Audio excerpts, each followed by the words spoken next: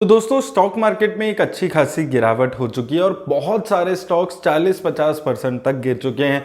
Fundamentally अच्छी companies हैं, कोई उनकी कंपनीज की बैलेंस शीट्स में प्रॉफिट एंड लॉस में कोई दिक्कत नहीं है, फिर भी काफ़ी ज़्यादा गिरावट इस कंपनीज में हो चुकी है।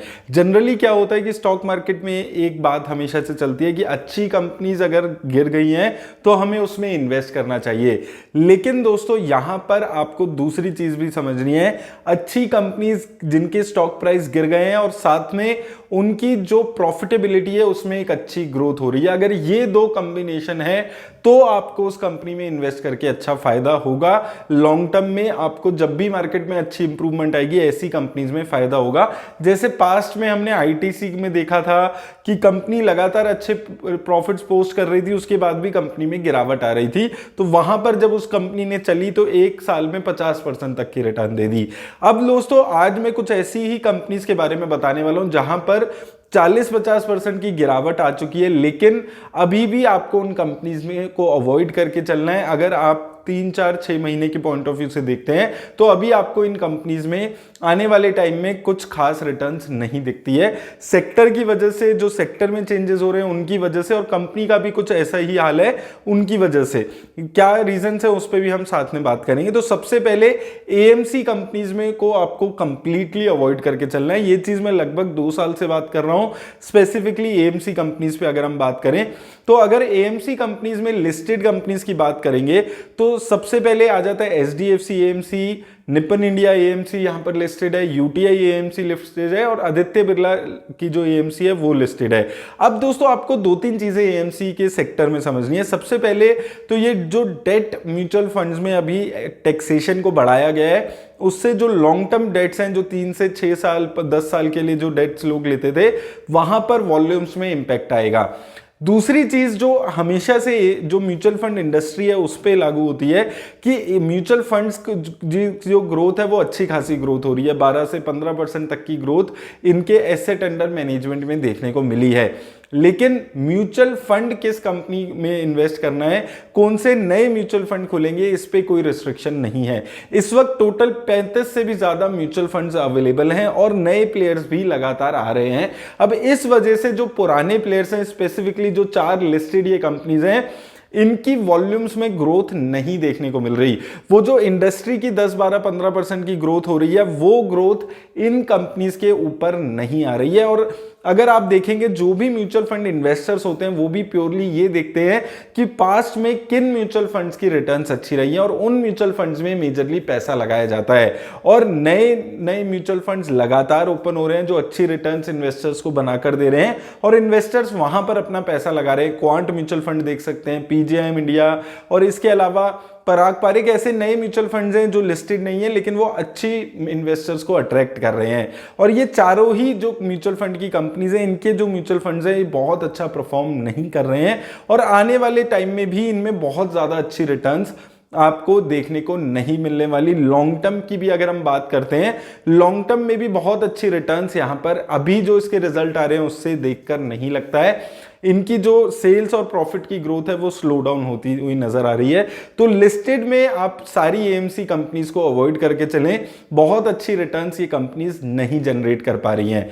इसके अलावा अगर आप देखेंगे कैम्स की अगर हम बात करेंगे, computer age management system services की, तो यहां पर भी दोस्तों जो डेट म्यूचुअल फंड पे इंपैक्ट आया है उसका इंपैक्ट इस कंपनी पे आ रहा है। हालांकि ये कंपनी अपने ऑल टाइम हाई से 50% तक गिर चुकी है और म्यूचुअल फंड की जो ग्रोथ है उसको प्ले करने में सबसे ज्यादा अच्छा जो रहेगा वो कैम्स का शेयर लेकर ही रहेगा। लेकिन अभी इसके शेयर में लगातार प्रेशर आ रहा है। अब ये अपने जो क्रिटिकल लेवल्स थे 2100 के लेवल्स थे उसको भी ब्रेक करके नीचे जा चुका है। तो अभी आपको इस कंपनी में भी वेट करने की जरूरत है। कब इसका शेयर सेटल होता है, कितने टाइम में होता है, वो सारी चीजें देखकर ही आप इस कंपनी में इन्वेस्ट इस वक्त करने के बारे में सोचिएगा। और स्पेशली जब ये एक पॉजिटिव अप ट्रेंड पे आता है तब इन्वेस्ट करने के बारे में इस कंपनी में सोचिएगा। इसके अलावा बहुत सारी जो मोनोपोली कंपनीज हैं जिसमें आज से 1-2 साल पहले बहुत सारे इन्वेस्टर्स ने अपना पैसा लगाया था, उन कंपनीज को भी इस वक्त आपको अवॉइड करके चलना है, जिसमें सबसे पहला नाम आता है सीडीएसएल। तो देखिए सीडीएसएल का काम यहां पर क्या होता है कि सीडीएसएल मेजरली अपना जो पैसा है वो डिपॉजिटरी का काम ये यहाँ पर करती है और इसका जो मेन रेवेन्यू जनरेट होता है, जितने ज्यादा न्यू अकाउंट खुलते हैं उतना अच्छा रेवेन्यू की ग्रोथ इस कंपनी को मिलती है। 2020-2021 एक गोल्डन ईयर्स रहे थे डीमेट अकाउंट्स ओपनिंग के लिए और 2022 ऑनवर्ड्स ये जो स्लो डाउन है ये नजर आ रहा है। और अभी रिसेंटली जीरोधा के को फाउंडर ने भी अपने ट्वीट करके बताया था कि कैसे अब धीरे धीरे जो न्यू अकाउंट ओपनिंग है वो कम हो रही है और एक्टिव जो ट्रेडर्स हैं, एक्टिव जो इन्वेस्टर्स हैं, उनकी भी वॉल्यूम्स कम हो रही है। अब वॉल्यूम्स का और एक्टिव डीमेट अकाउंट नए खुलने का इंपैक्ट सबसे ज्यादा सीडीएसएल के काम पे होने वाला है और यहां पर भी आप देखेंगे कि ये साल बहुत अच्छी ग्रोथ नहीं आएगी और इसके पिछले एक साल के रेवेन्यूज अगर आप देखेंगे, प्रॉफिट्स अगर आप देखेंगे तो वो फ्लैट हो गए हैं।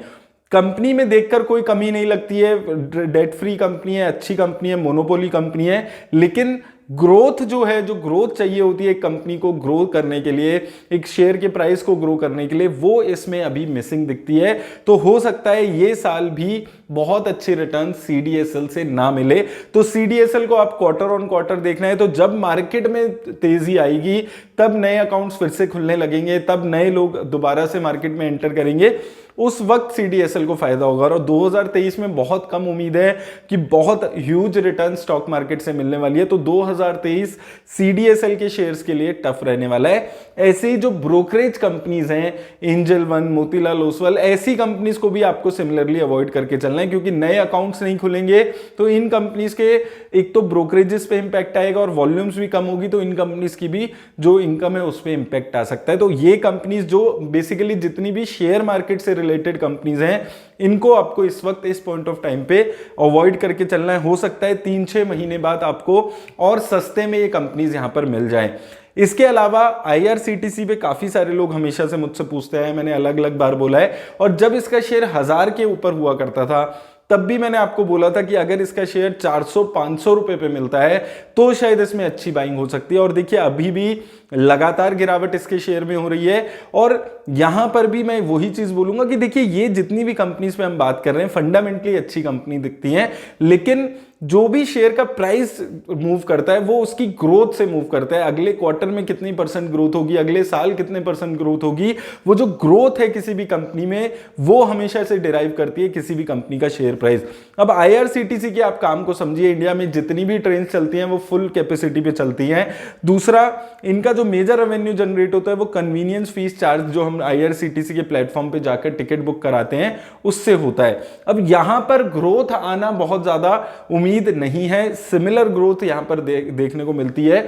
और पिछले 2-3 क्वार्टर से अगर आप ये पर्टिकुलर बिजनेस देखेंगे जिससे ये 70-80% अपना प्रॉफिट जनरेट करती है, ये फ्लैट काम इसका चल रहा है और आने वाले भी आप टाइम में देखेंगे तो फ्लैट ही काम चलेगा। और दूसरी चीज आपको समझनी है कि एक सरकारी कंपनी होने के नाते यहां पर जो प्राइस टू अर्निंग इसका 50 के ऊपर चला करता है, एक टाइम था जब 100 के ऊपर चला करता था, अब 50 पे भी ये कंपनी महंगी लगती है। आइडियली 10-20-25 के आसपास जब इसका प्राइस टू अर्निंग रेशो आएगा तो एक अच्छी अपॉर्चुनिटी यहां पर इस कंपनी में होती है। तो अभी भी मैं आपको बोलूंगा, मैंने 1000 पे भी आपको बोला था जब ये शेयर था, 700 पे भी बोला था, अब लगभग ये 600 के नीचे आ चुका है। अभी भी मैं आपको बोलूंगा अवॉइड करके चलिए, ऐसे शेयर में बहुत ज्यादा रिटर्न्स मिलने के चांसेस थोड़े यहां पर कम होते हैं। देखिए जितनी भी कंपनीज में मैं बात कर रहा हूं, हो सकता है यहां पर रिटर्न्स आ जाए, लेकिन जो प्रोबेबिलिटी है इस साल वो बहुत कम रहने वाली है, क्योंकि ऑलरेडी काफी अच्छी रिटर्न्स ये 1-2 साल में ऑलरेडी दे चुकी है। अभी भी अगर आप देखेंगे अपने जो आईपीओ प्राइस है उससे 10 गुना ज्यादा इसका प्राइस है। तो वो सारी चीजों को ध्यान में रखते हुए आपको इसको अवॉइड करके इस वक्त चलना जरूरी है। इसके अलावा इंडियन एनर्जी एक्सचेंज पे हमने ऑलरेडी, मैंने आपको लगभग 6-8 महीने पहले ही बोल दिया था कि इसको अवॉइड करके चलिए। मोनोपोली कंपनी है वो, यहां पर भी सेम चीज अप्लाई होती है जो आईआरसीटीसी में होती है कि प्लेटफॉर्म बिजनेस है और वॉल्यूम्स जनरेट करने के लिए इनको डिपेंडेंट है, ये जाकर बहुत ज्यादा वॉल्यूम जनरेट नहीं कर सकते। लोग इनके प्लेटफॉर्म पे आते हैं जिनको नीड होती है और वो काम यहां पर होता है। तो इंडियन एनर्जी एक्सचेंज में भी यही चीज देखने को मिलेगी। टेक्निकली मैंने आपको पहले ही बोला था 160 का एक अच्छा सपोर्ट है, जब तक 160 के ऊपर आकर ये ट्रेड नहीं करता है तब तक आपको इसके शेयर को अवॉइड करना है। तब तक नीचे कितने लेवल्स तक ये गिर सकता है कोई भी आइडिया लगाना बहुत ज़्यादा मुश्किल होता है। तो वो चीज़ को समझकर आपको इस पर्टिकुलर कंपनी में भी यहाँ पर इन्वेस्ट करना है। तो ये कुछ कंपनीज हैं दोस्तों जहां पर स्पेसिफिकली आपको थोड़ा सा इन कंपनीज को इस वक्त इस पॉइंट ऑफ टाइम पे अवॉइड करके चलिए। हो सकता है इनमें और ज्यादा गिरावट आपको देखने को मिले, क्योंकि जो सेक्टर है और जो ग्रोथ के पर्सपेक्ट हैं वो अभी आने वाले 6-8 महीने में बहुत ज्यादा ब्राइट नहीं नजर आ रहे हैं। लेकिन याद रखिए ये वीडियो किसी भी तरह की इन्वेस्टमेंट की एडवाइस नहीं है, तो किसी भी कंपनी में इन्वेस्ट करने से पहले अपने फाइनेंशियल एडवाइजर से बात कर ले। और अगर आपने अभी तक मुझे इंस्टाग्राम पे फॉलो नहीं किया है तो लिंक डिस्क्रिप्शन में मिल जाएगा, जाकर फॉलो कर सकते हैं। धन्यवाद दोस्तों।